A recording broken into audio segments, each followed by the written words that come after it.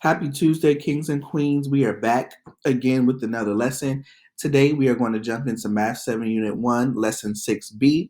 It is Tuesday, October 6th, 2020, and we're going to be working on page 13 of your Math 7 Spiral Notebook.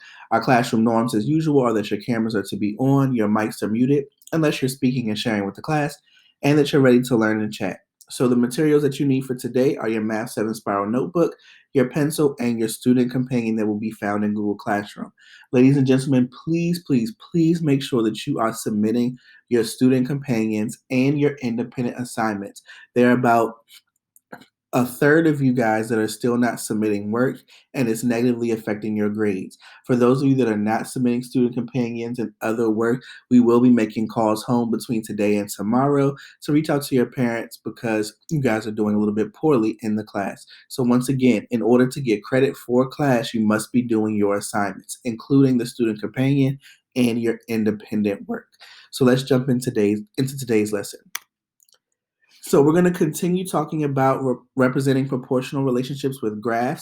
So again, we're on day 2 of interpreting graphs of proportional relationships. Our standard for today is 7.rp.2d. So our objectives are students will coordinate tables, graphs, and equations that represent the same proportional relationship, interpret 2 different graphs that represent the same proportional relationship but have reversed which quantity is represented on each axis. And we're lastly going to write an equation to represent a proportional relationship given only one pair of values or 1 point on the graph. So let's make sure that we are prepared to take notes and work collaboratively.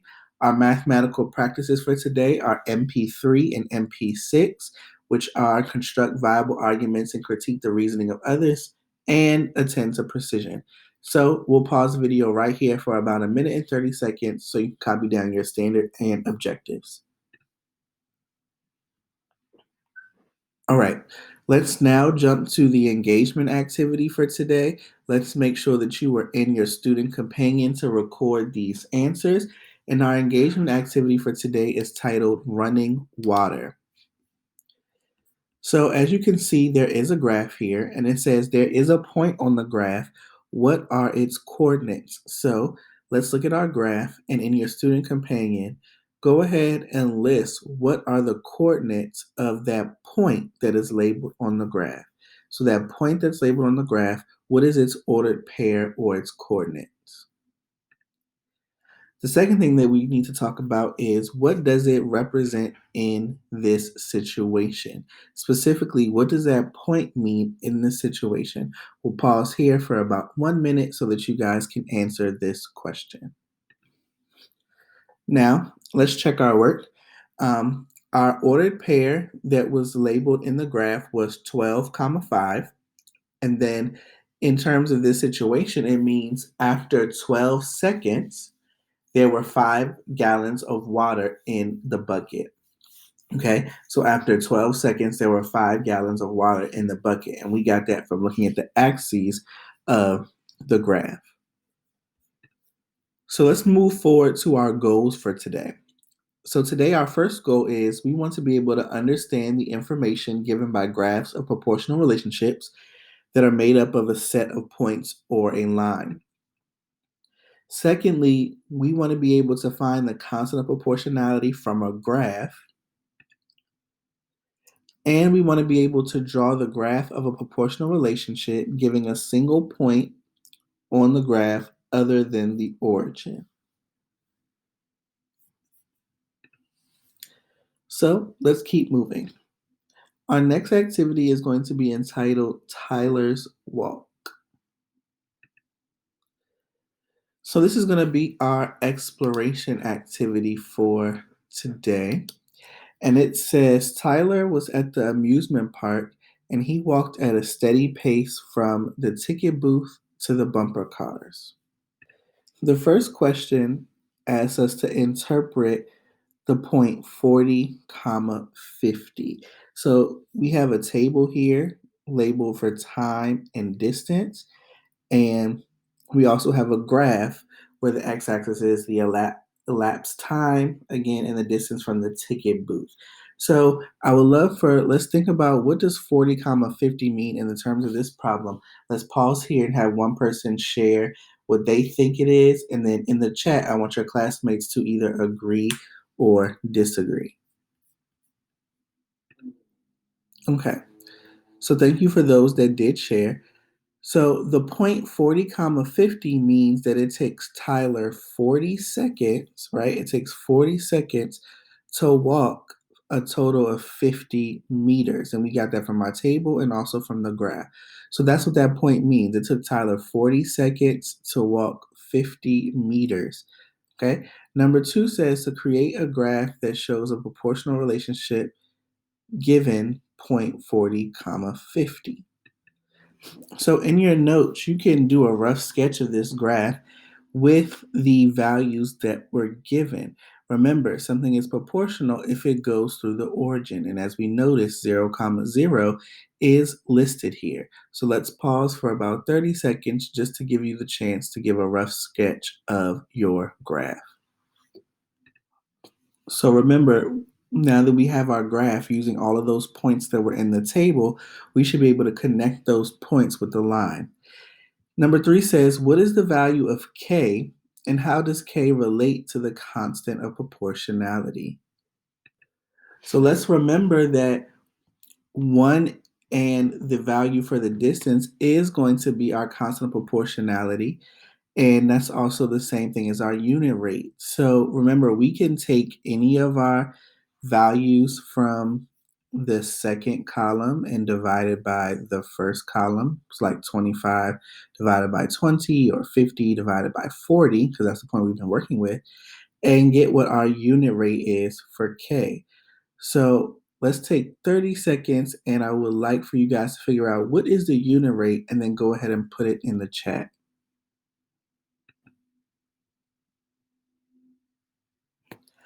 Okay. So what I did was, since we've been working with 40 comma 50, I decided to take the point 50, the number 50 divided by 40, and then remember, dividing the second column by the first column will give me my constant of proportionality or the unit rate. So the unit rate in this case is 1.25 meters per second. So that ordered pair would be for 1 second for the time, he would be able to walk 1.25 meters in distance. Okay. All right. Moving right along. So looking at this graph really quickly, hopefully this is the rough sketch of the graph that you got. Remember, it's going to go through the origin, meaning that it's proportional. If I graph the ordered pair as 20 comma 25, if I went over 20 and up to 25, that's a point. If I also graph the ordered pair 40 comma 50, that's on the line. And 30 comma 37.5 is a rough estimate about this point right here. So the next question says, what is the equation? What equation represents this table and graph? So remember that we wanted an equation of the form y equals kx, k being your constant proportionality or your unit rate, and we just figured that out, so we should be able to come up with an equation. If I want something of the form y equals kx, and the only variable that I have to replace is k, let's go ahead and put in the chat what you think the equation for this graph is.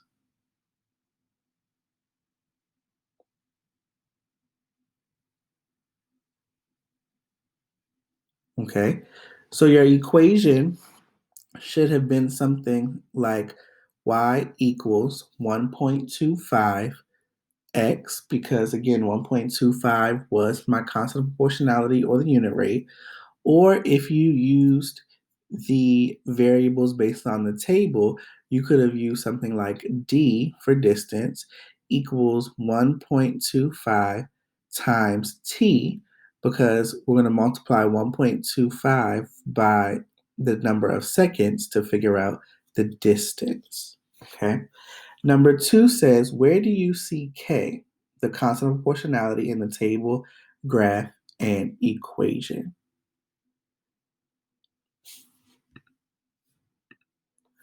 So for the table, you should be able to see that whenever I take, once again, the second column, which are my y values, and divide them by the first column, which are the x values, it's the same for each. So 25 divided by 20, you get 1.25. 37.5 divided by 30 gives you 1.25. And then once again, 50 divided by 40 gives you 1.25. And then remember, we figured out that 1.25 goes in this space for k. If I divide that by 1, I also get 1.25. Okay? So in the graph, again, we had the point 40 comma 50. And if I divide 50 divided by 40, I get that same constant proportionality. So the constant proportionality is k, again, which is 1.25, which is the same thing as the unit rate. I'm just reiterating everything that we figured out so far. The unit rate is 1.25 meters per second, or the ordered pair 1 comma 1.25. Okay, so let's just jump into our next activity. Seagulls eat what? So this is in your student companion. So for these set of questions, let's make sure that we are actually documenting the answers on there. That way we are getting credit for today's lesson. So for your student companion, it says that we're going to click on the graph to select edit for problems 1 through 3. So let's make sure that we are able to do that. So number 1, it says 4 seagulls ate 10 pounds of garbage. And it says plot a point that shows the number of seagulls and the amount of garbage they ate. So your x-axis is for the number of seagulls, so I would probably go over 4, and then ate 10 pounds of garbage, and I will go up to 10. So again, it says to plot a point that shows the number of seagulls and the amount of garbage they ate. So once again, when you go into your student companion, you can click on that first graph and press edit so that you can draw on top of it. Okay. Number 2 says now draw a line through the point that you just graphed and the origin. And then number 3 says plot 1 comma k. Now you might be asking, what is the value of k and how does this relate to the constant of proportionality? So again, we know how to figure out the constant proportionality given an ordered pair.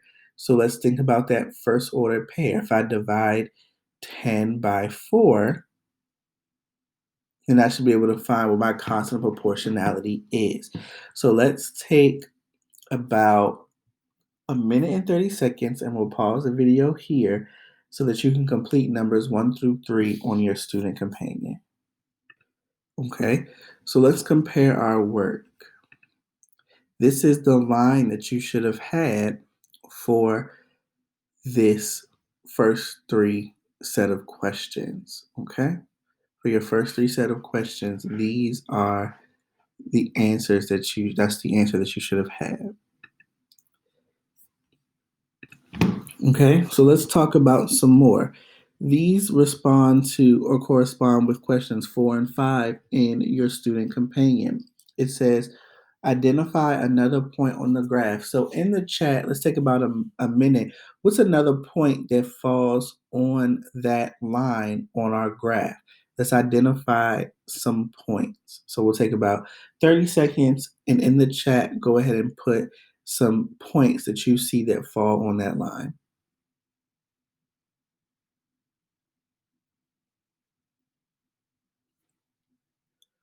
So for me, some of the solutions that I see or points that fall on that line, I see 2 comma 5. 2 comma 5 falls on the graph. I also see 3 comma about 7.5, 3 and 7.5. I see 5 comma 12. That's another point that falls on the graph. So those are a few options to tell us the number of pounds of garbage consumed per seagull. Okay. The next question, number 2 or number 5 in your student companion, it says, what is the relationship to the constant of proportionality? What is the relationship to the constant proportionality? And I want you to think about what does that mean and what is the constant of proportionality in this problem. I'm going to pause here so that one of you guys can share what do you think the answer is.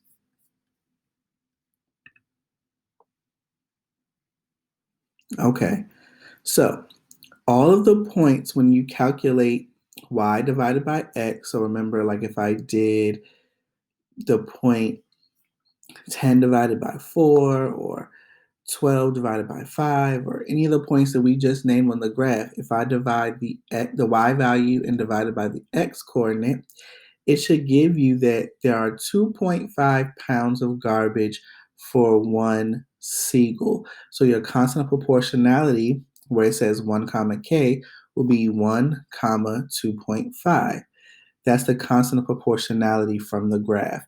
And again, I didn't necessarily have to divide. I can look directly at my graph and go over to where 1 is on the x-axis and find where that point falls on the graph. It falls directly between 2 and 3, so I know that the point would be 1 comma 2.5. So moving right along, still working on the student companion, and we're looking at problems 6, 7, and 8 in your student companion. So let's make sure that you're keeping up. It says, is it possible to interpret the meaning of every point on the solid line? And I want you guys to think, I want in the chat, put yes or no as we talk about this. Is it possible to interpret the meaning of every single point on the solid line? So the answer to this is actually going to be no, only because whole numbers of seagulls make sense. So it wouldn't make sense for me to figure out 2.5 seagulls because we need to make sure that we have a whole number of seagulls. So your answer for number 6 in your student companion would be no, only the whole numbers of seagulls make sense. Once again, ladies and gentlemen, let's make sure that we're writing in our student companion as we're going over these problems. The next question refers to number 7 in your student companion. It says, why is it still useful to draw the line even if we can't interpret every point? Okay, so let's pause here and I want one or two of you guys to share why do you think drawing a line is going to be helpful on interpreting if on the graph, even if we can't interpret every point. We'll pause here and then we'll come back to check our answer.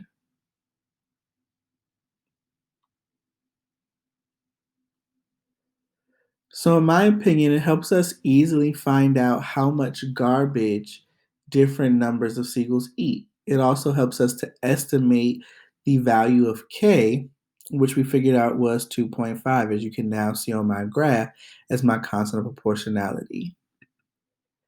And then the last question is just simply what equation represents the graph? Remember, we want something of the form y equals kx, and the only number that we're going to replace is k, which is your constant of proportionality, which we found from your graph being 2.5.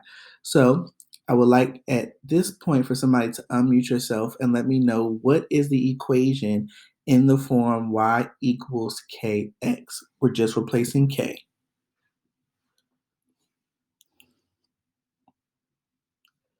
So once again, your answer for number 8, what the equation is, it is y equals 2.5x. Our constant proportionality or our unit rate is 2.5.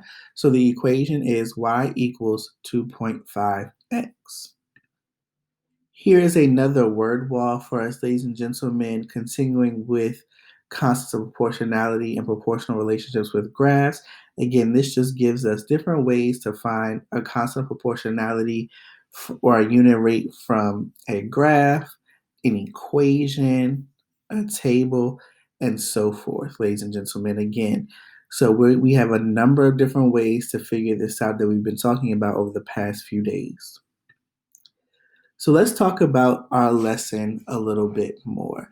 So we were able to make connections between the graph and the context that was modeled by the proportional relationship and between the graph and the equation for the proportional relationship. So how do we use x and y values to interpret the graph?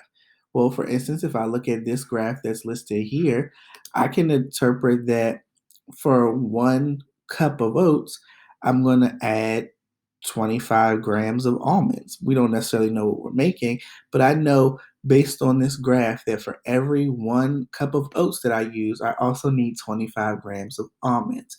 And that is the significance of the point 1 comma 25 on the graph. But you also should notice that that is also your constant of proportionality or your unit rate. Remember, the y value that goes with the x value of 1, that's really important. The y value that goes with the x value of 1 is special because it shows us the value of the constant of proportionality. It can be seen using a table or a graph.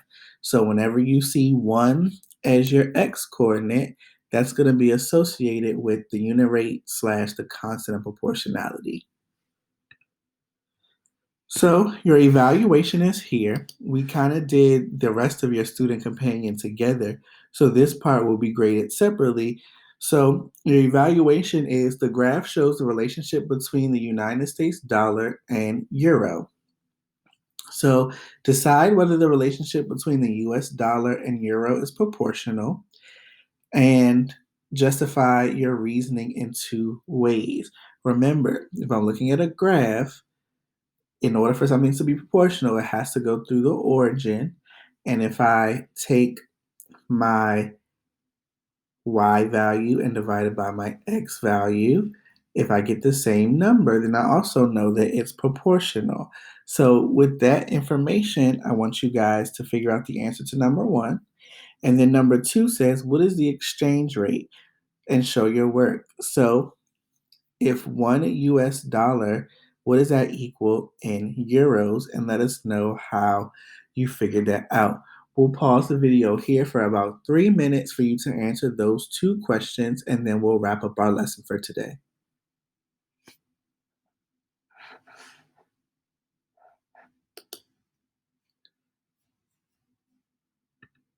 All right, beautiful. So I think that we did a lot in terms of our lesson for today and over these past few days, and hopefully this is all starting to make a little bit more sense.